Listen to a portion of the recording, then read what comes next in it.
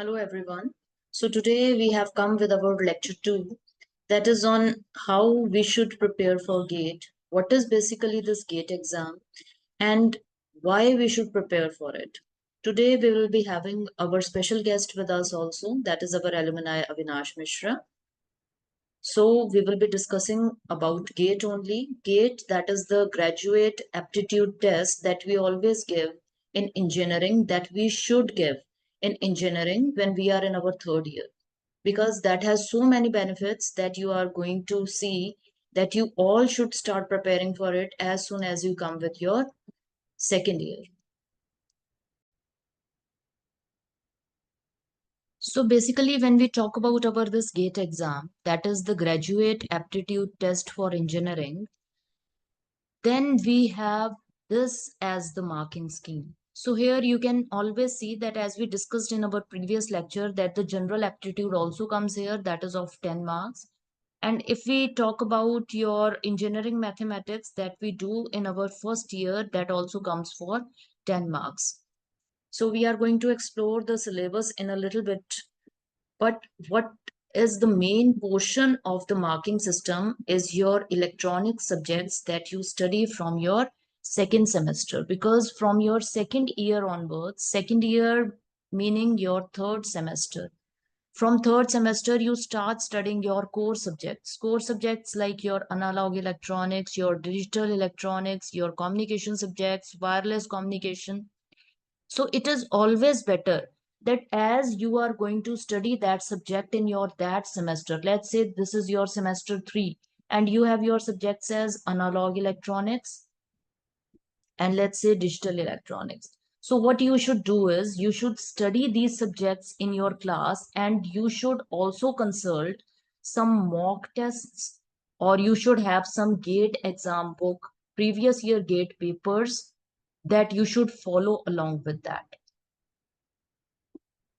Because if you will be having any doubt in that, you can directly ask the teacher that teaches you in your that class for your these particular subjects. Similarly, when you go with your next semester, let's say you are going in your semester 4 and you have got some subjects like network analysis, and let's say you have your subjects at network analysis and your signal and systems. So again, what you can do is you should follow your previous year GATE exam papers.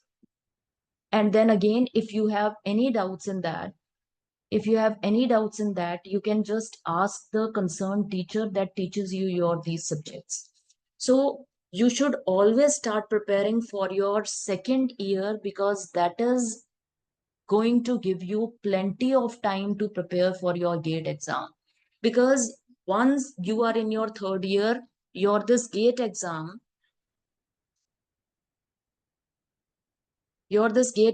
is always scheduled every year in second week of Feb.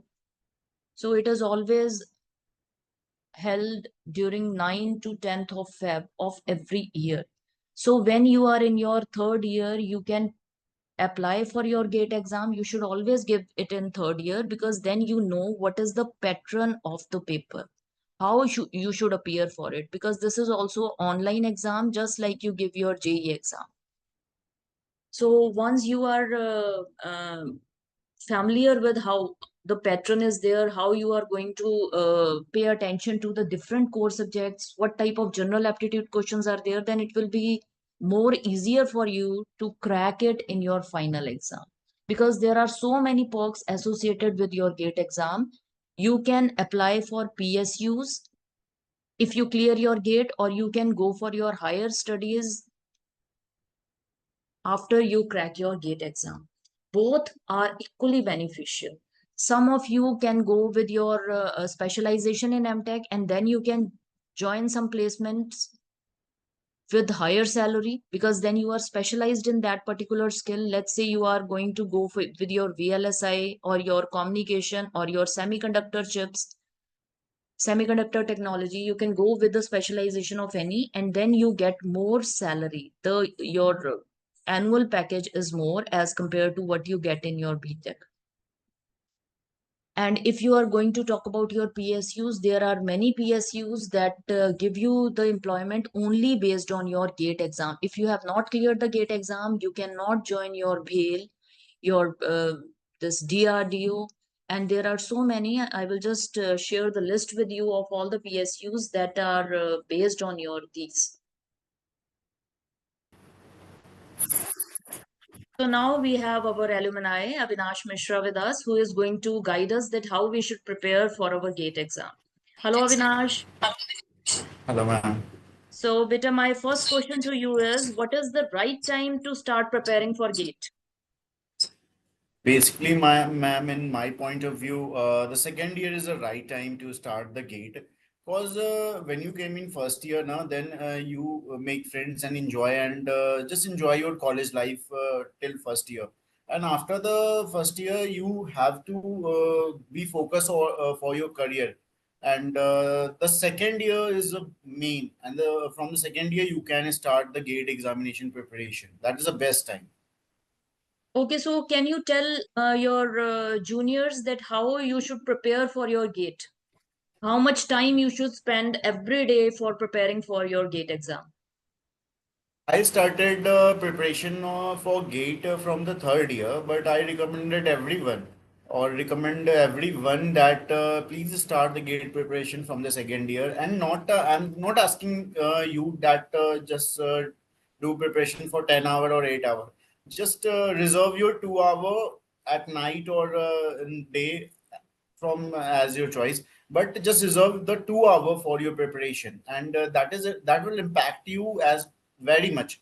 Because from the second year, if you start the gate preparation and the basic 2 hour you are providing to see the lectures or the solve the questions for the gate, then coming to the last of the third year, you are eligible for a gate examination cause gate allow the third year students to be prepared or to be a part of a gate examination.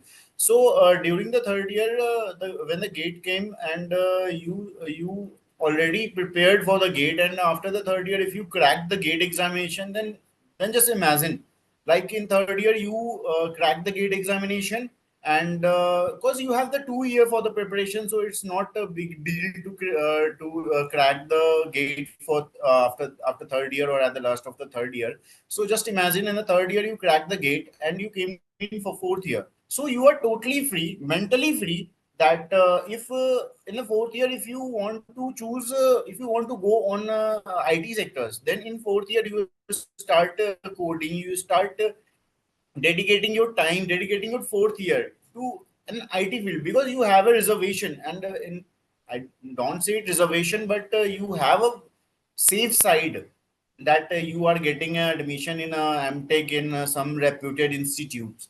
So Yeah, just exactly. prepare And you from the can go second for year. your PSUs also. If you crack the GATE exam in your third year, then according to you, they get more opportunities for their placement because in one side they can apply for PSUs, second they can go for MTech, and in the fourth year they can appear for their in-campus placements along with their classmates, and they can go for their IT sectors and all, and they can find out that where they are getting better salaries, they can join there. So you have more opportunities if you go with your GATE exam along with your BTech in your third year.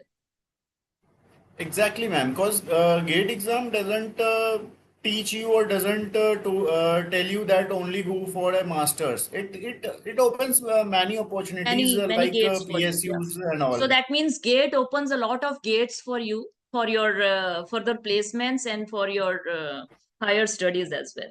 So my next question to you, Avinash, is can you just suggest some sites or apps or some academies from where the students can prepare for their GATE exam? Yes, ma'am. Basically, if students are starting the gate preparation from the second year, so it is not possible to go offline classes and take the classes. So the main thing is that from for the electronics point of view, the Gate Academy is a best institute for gate preparation. But after some circumstances happen, Gate Academy and Unacademy is a similar thing. So in nowadays, if you want to opt online classes, then you must choose the Unacademy. And after the fourth year, if you want to take a break and just want to dedicate a one hardcore year for the gate. Then came Delhi and take admission in MedEasy for offline classes. Okay. So my next question to you, Avinash, is for that I will have to share the syllabus. That what are the main subjects on which you think that the students should pay more weightage to while they are studying their BTech so that they can crack the GATE exam easily. So I will be just sharing that with you so that you can just tell that what are the topics where they can share it, concentrate more on that subject. So here we have the first subject as network, signal and systems. Basically, in the signal and system, Thevenin theorem and Norton theorem is a main part. Like in GATE exam, in PSU, and the most important thing, if you want to go for any IT sectors from to any electronics company, then they ask you the same question from the Thevenin and a Norton, and a sinusoidal and a state analysis, and a phasor is a major important part for the GATE. And if we came to signal and system, their continuous time signal, the Fourier transform is a main thing, where they from where they ask regular questions, and the main focus of gate on signal and system is discrete time signal. The all topics is there. Okay. And what about electronic devices? And electronics devices, the heart of the electronic devices is this diffusion current, drift current, and mobility. How it works, how blood flow in our body. This is the main and theoretical part. It is asked in every interview, either for a gate, either for a IIT, either for a NIT. Every interview they ask you the drift current, diffusion current, and all. And the second most thing is a MOSFET. The MOSFET is the most important. MOSFET, CMOS, NMOS. These three, four, five topics are the most important topic of electronics industries, like gate, PSU, as I told you, everything. And the And MOSFET, MOSFETs, if I you think they all also asked in interviews also that what can you explain MOSFET in detail and what is the difference between MOSFET and JFET? So I think the basics should be clear to all the students. exactly, ma'am. Basics and diagram. They don't ask very deep. They just ask that the three portals are what and how it made, how it works. The basic things from the MOSFET in hard to hard interview. They just ask MOSFET basic. Okay. So now we come on to analog circuits again. Except MOSFET, can you just tell that what are the other topics? I'm except MOSFET, the op-amp circuits, which is called OP amplifier circuits, are the main focus for the gate, like differentiator, integrator, and schematic trigger circuit. They ask questions from the schematic trigger circuit every year, almost 2 to 3 marks. Okay. And next is And for digital circuits. if we came to digital circuit, then it is too easy. Like you attended the classes of your institute, or I can say your university, then you not need to prepare a hard code for a digital electronics and the K map, CMOS, logics, these the floating integers, binaries, latches, flip flop. These are the main important concepts, and the semiconductor memories and computer organization. These are not too quickly are asking questions from that topics, but the other three are the most. Data converters, ADC and DAC. The data converters, ADC and DAC. Every year, 2 mark question every year. Okay. So our next topic is control systems. In control system, the feedback is the main thing. They ask the positive feedback, negative feedback, and the basic rule of the basic four to five concept of the control system. They ask route, Nyquist, Bode, and root. These What about three to block four diagram reduction and all?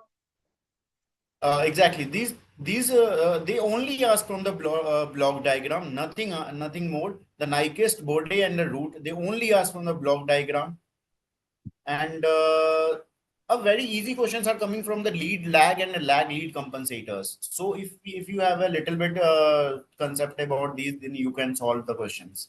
Okay, so now next And subject from is our communication, analog and digital. and and from the communication, as we are electronics student, we all know AM and FM, what it play a role in our electronics life. And the this is same in electronic industry. The AM and FM, these are, and amplitude modulation and demodulation. These topics are the most favorable topic for the gate or any other interviews. Okay. And about digital communication? Digital communication, the major part, ASK, PSK, FSK, and QAM. These are the major path and their bandwidth comparisons. Okay. And what about electromagnetics? That is the last topic.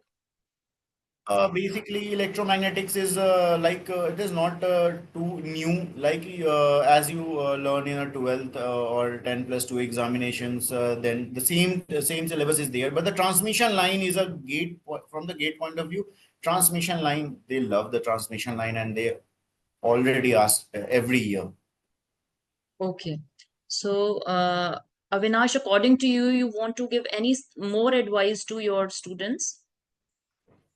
A little advice I want to give you guys, that they are the two things when you came to college now. The two thing is fame and success. I just want to elaborate it like if you can't get two things together. So if you are running toward fame, all the world is running toward the fame. But after the fourth year, what you do with your fame? Nothing. So just focus. I don't say you that focus and leave everything, but just focus for your career now. Take 2 hour or 3 hour per day for just improving your career and boosting your future life, scoring something big in your life. So just don't run toward the fame. I again ask you that don't run toward the fame, because no one is going to know you that the Rahul is known for. So just work on yourself. So basically, you want to say that they should balance their life, they should study, as well as they should pay attention to some organizing skills a little bit. Not much of the attention should be given to that side, and they should pay more attention to their studies because only that is going to help them to get placed in the end. Exactly, ma'am. And for the placement, the communication skill. If you have less knowledge and lower knowledge about your technical skills, then no matters. But your communication skill is a most important part in this. Okay. Thank you so much, Avinash, for your time. Thank you so much, Bache. Thank you, ma'am.